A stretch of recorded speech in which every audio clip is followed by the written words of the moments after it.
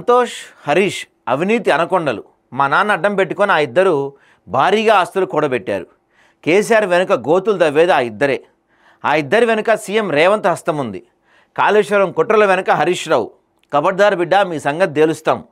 అలాంటి పార్టీలో ఉంటే ఎంత, పోతే ఎంత. కేసీఆర్ కడిగిన ముత్యంలా బయటకు వస్తారు. విలేకరుల సమావేశంలో కల్వకుంట్ల కవిత. నిన్న ఆమె దాదాపు 15 రోజుల తర్వాత ఇండియా వచ్చారు. వాళ్ళ అబ్బాయికి సంబంధించిన ఏదో ఎడ్యుకేషన్ సంబంధించి యూఎస్ఏ అక్కడికి వెళ్ళినట్టున్నారు. సో నిన్న వచ్చారు. రావటమే డైరెక్ట్గా ప్రెస్ మీట్ పెట్టి అసలు ఇదేం పార్టీ, మా నాన్నపై సిబిఐ ఎంక్వైరీకి ప్రభుత్వం ఆదేశిస్తే ఒక ధర్నా లేదు, ఒక రాస్తా రోకో లేదు, ప్రభుత్వం నుంచి పార్టీ నుంచి ఎటువంటి నిరసన కార్యక్రమాలు లేవు.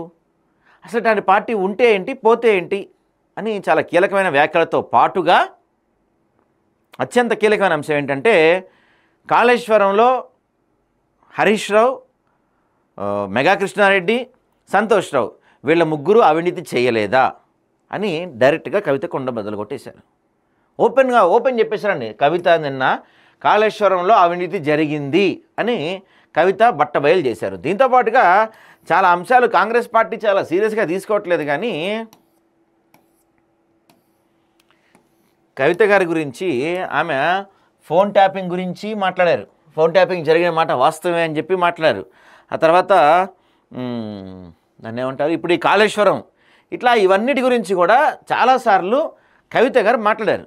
మరి ఈ అంశాలను పరిగణలోకి తీసుకోవట్లా. ఇప్పుడు కాళేశ్వరంలో హరీష్ రావు, సంతోష్ రావు, మెగా కృష్ణారెడ్డి కలిసి భారీ ఎత్తున అవినీతి చేశారు. ఇద్దరు అవినీతి కొండల మధ్య మా నాన్న నలిగిపోతున్నారని కవిత గారు చెప్పారు.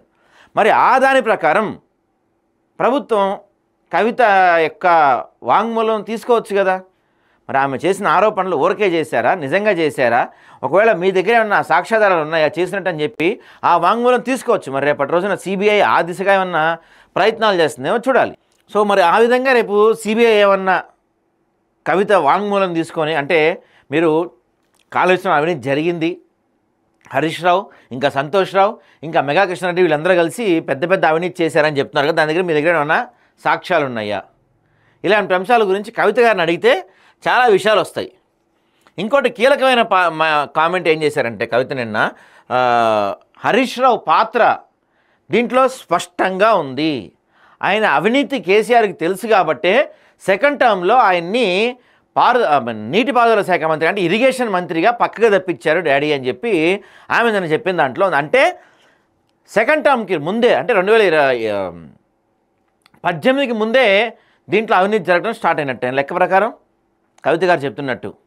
18 సెకండ్ టర్మ్ వీళ్ళు వచ్చింది, అప్పటికి ముందే అవినీతి జరుగుతుందని తెలిసి కేసీఆర్కి హరీష్ రావుని పక్కన పెట్టారా? ఇది కీలక అంశం. ఆ ఇద్దరి వల్లే కేసీఆర్కు అవినీతి మరక, వారిని కాపాడుతుంది సీఎం రేవంత్ రెడ్డి.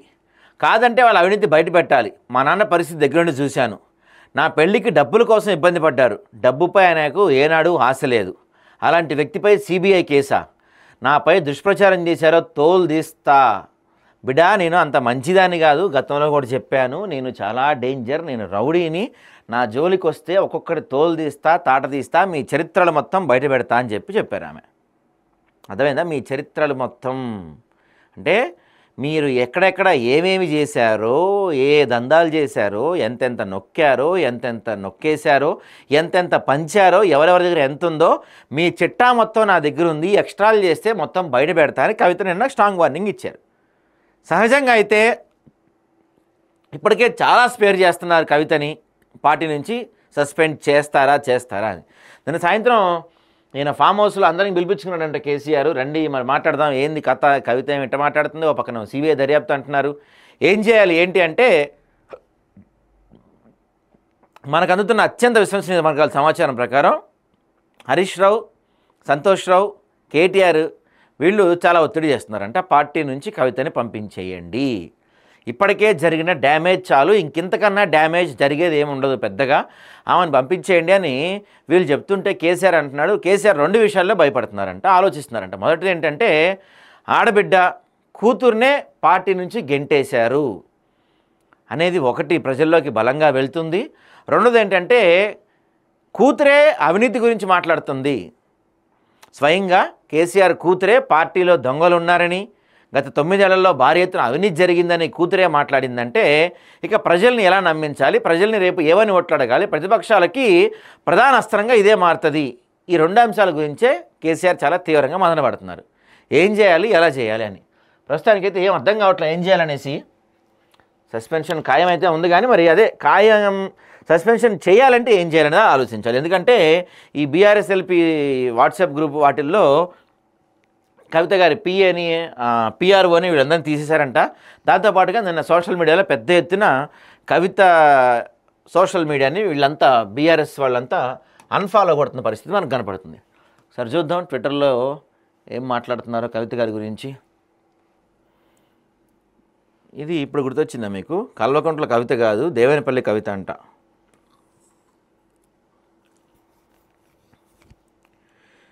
ఎవరో కవిత గురించి ఫోన్లో బట్టలు చించుకుంటూ పిచ్చిపట్టినట్టు ప్రవర్తిస్తున్న పేటీఎం గాళ్ళు గుర్తుంచుకోవాల్సింది.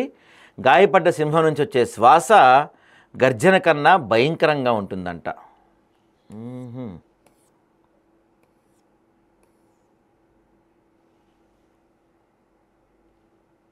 అసలు ఇంతవరకు కవితని ఫాలో చేయలేదంటే వీళ్ళెవరో. మంచి విషయం. BRS MLC Kavitha says KCR is facing the CBI probe. ఇవన్నీ నిన్నటివి, లేటెస్ట్ ఏం లేవా?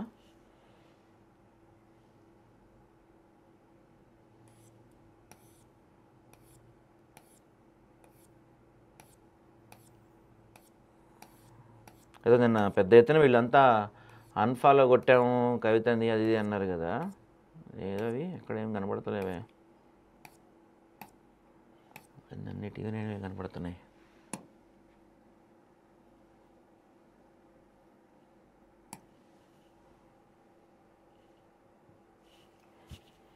కవిత కల్వకుంట్ల అడ్రస్సింగ్ మీడియా ఏం పెద్ద అయితే ఏం కనపడలే మరి నాకైతే. ఇక్కడ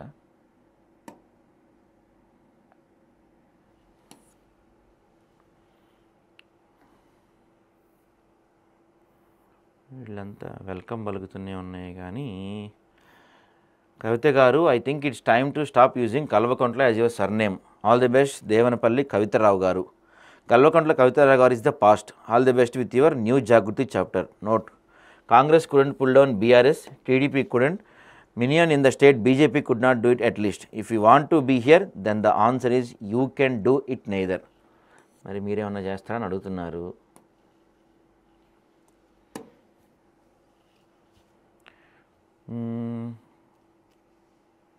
అదే కవితపై వేటు నేడో రేపు అని చెప్పి ప్రధానంగా కనపడుతుంది మనకు అన్ని చోట్ల. షర్మిలక్క you stand far taller than this daughter. Your grace, conviction, loyalty and courage truly commanded my respect. You did not just deserve it your ఎన్డేట్ అంట. సో కవిత కన్నా షర్మిల అనే గొప్ప అని చెప్పుకుంటా ఉన్నారు అంతా. కవితక్క టు ఫ్యూ పొలిటీషియన్స్. జై కవితక్క అంట. కవితక్క దిష్టిబొమ్మలు దగ్ధం చేస్తున్నారా? కల్వకుంట్ల కవిత దిష్టిబొమ్మ దగ్ధం చేసిన ధ్యాసం హరీష్ రావుపై చేసిన వ్యాఖ్యలపై మండిపడ్డ ధ్యాసం వినయ్ అంట. ఓకే, మొత్తానికి మీ అక్క దేవత అది ఇది అని చెప్పుకున్న కవితక్క దిష్టిబొమ్మే మీరు తగలబెట్టే పరిస్థితికి వచ్చేసారా? జగదీష్, హరీష్, ఇంద్రారెడ్డి ఈటీసీ పార్టీలో ఉన్న అందరితో ఏదో ఇష్యూ ఉంది అంటే నిజమే. ఐడెంటిటీ క్రైసిస్సా? At a time when the state needs strong leader in opposition weakening their image. Will they be any good for the state అంట. తెలంగాణ రెండో సీఎం గారు కాళేశ్వరం ప్రాజెక్టు కేసును సిబిఐకి అప్పగించడం కాంగ్రెస్ చాలా వ్యతిరేకంగా మారుతున్న సమయంలో కవిత కల్వకుంట్ల గారి ప్రెస్ మీట్ వల్ల మొత్తం డైవర్ట్ అయింది. కవిత గారు ఏ పార్టీకి వ్యతిరేకం, ఏ పార్టీకి అనుకూలం అనేది రోజు రోజుకు అర్థం కాకుండా పోతుందంట. I think after coming out from jail, Kallekuntla Kavita secretly aligned herself with Congress and BJP to save herself from the liquor case. That's why she is damaging anta. అంటే ఆ లిక్కర్ కేసు నుంచి బయటపడటానికి మాత్రమే ఈమె వాళ్ళిద్దరితో ఇది ఉంది, పార్టీని damage చేస్తుంది అని చెప్తున్నారు వీళ్ళు. సో భారీగానే వినపడుతుంది కవిత సస్పెన్షన్ ఏం చేస్తారని. బీఆర్ఎస్ ఎమ్మెల్సీ కవిత సంచలన వ్యాఖ్యలు చేశారు. ఆ పార్టీ సీనియర్ నేత హరీష్ రావు, మాజీ ఎంపీ జోగినిపల్లి సంతోష్ కుమార్ అవినీతి కొండలను ఆరోపించారు. ఇక్కడ చూసారా మన కామెడీ ఎలా ఉంటుందంటే, ఇప్పుడు నిన్న సరే ఈ పత్రికలు వీటి గురించి చూడండి, ఏమో నిన్న చాలా క్లియర్గా ఇద్దరు అనకొండలు, ఎవరు హరీష్ రావు, సంతోషరావు అనకొండలు, తర్వాత మెగా కృష్ణారెడ్డి కూడా పెద్ద అనకొండ అని చెప్పి ఆమె చెప్పారు. కానీ ఎక్కడ కూడా పేపర్లో అసలు ఆ పేరే రాయలేదు. మెగా కృష్ణారెడ్డి పేరు రాయలేదండి బాబు. ఎవరు పేరు రాయనికి కూడా భయపడుతున్నారు మనోళ్ళు. చూసారా? ఇదిగో ఇక్కడ చూడండి. ఆ పార్టీ సీనియర్ నేత హరీష్ రావు మాజీ ఎంపీ జోగినిపల్లి సంతోష్ కుమార్ అవినీతి అనుకుని ఆరోపించారు. కేసీఆర్ నీళ్ల కోసం ఆలోచిస్తే వారు మాత్రం పెద్ద కాంట్రాక్టులతో కుమ్మక్కై ఆస్తులు పెంచుకునే ఆలోచన చేశారన్నారు. ఆమె పెద్ద కాంట్రాక్టర్ అనే వల్ల ఆమె డైరెక్ట్గా మెగా కృష్ణారెడ్డి అని చెప్పింది ఆమె. మీరు ఆ పేరు రాయడానికి మీరు ఫీల్ అవుతున్నారు అంతే. వారు చేసిన చెత్త పనుల వల్ల కేసీఆర్ అప్రదిష్ట పాలయ్యే పరిస్థితి వచ్చిందన్నారు. హరీష్ సంతోష్తో పాటు ఒక నిర్మాణ సంస్థ ప్రతినిధి కారణంగా కాళేశ్వరం ఎపిసోడ్లో కేసీఆర్కి అవినీతి మనకంటిందన్నారు. కేసీఆర్కు తెలంగాణ ధ్యాస తప్ప డబ్బుపై ఆశ లేదని, ఆయనపై సిబిఐ విచారణ చేపట్టే పరిస్థితి రావటం తనను వేదనకు గురి చేసిందని తెలిపారు. అసలు యాక్చువల్గా మీకు ఒక విషయం చెప్పనా, మొన్న మనం రమ్యారావు గారిని ఇంటర్వ్యూ చేసాం. రమ్యారావు ఎవరు? అదే కల్వకుంట్ల రమ్యారావు అంటారు కానీ ఆమె ఇంటి పేరు అది కాదు. కేసీఆర్ వాళ్ళ అన్నబిడ్డ. ఆమె ఇంటర్వ్యూ చేసాం మొన్న మనం.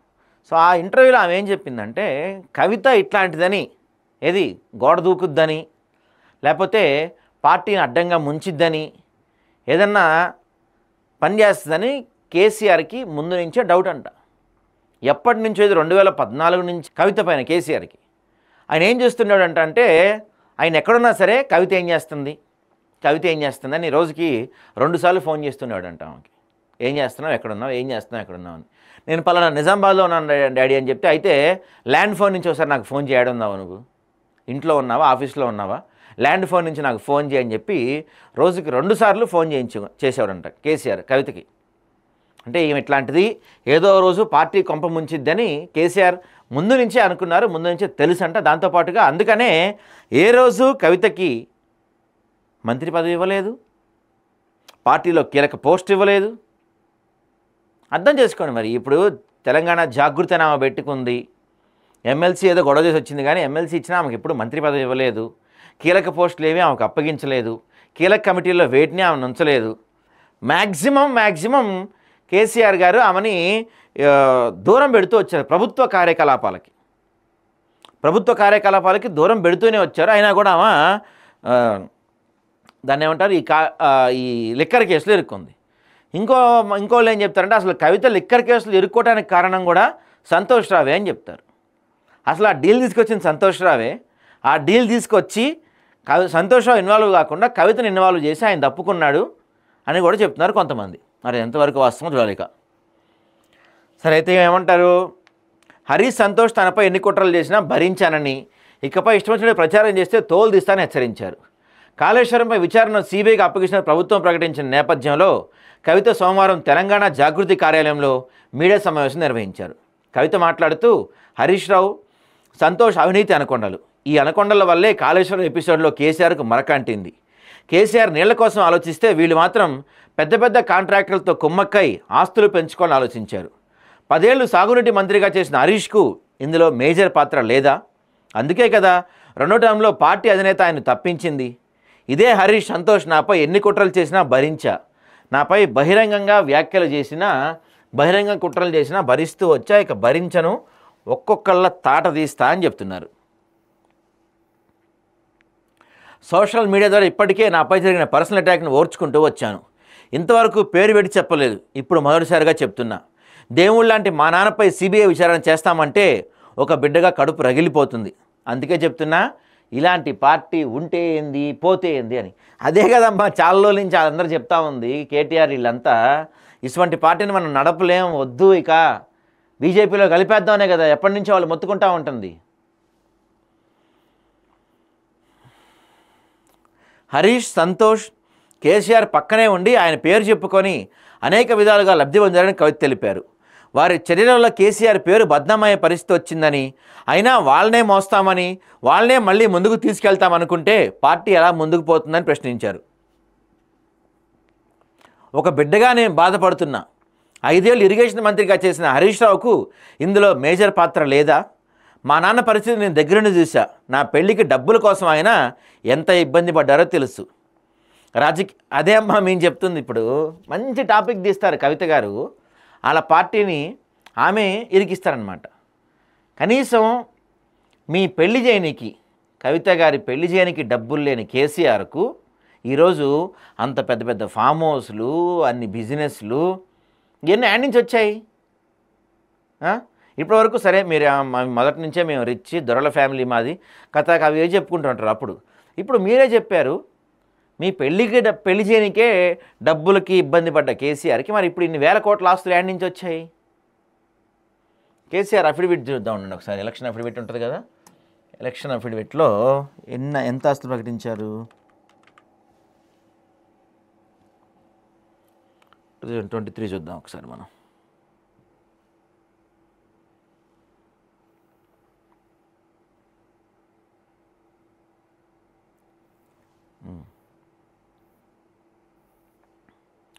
ఎస్ఎస్ చూడండి ఎంతో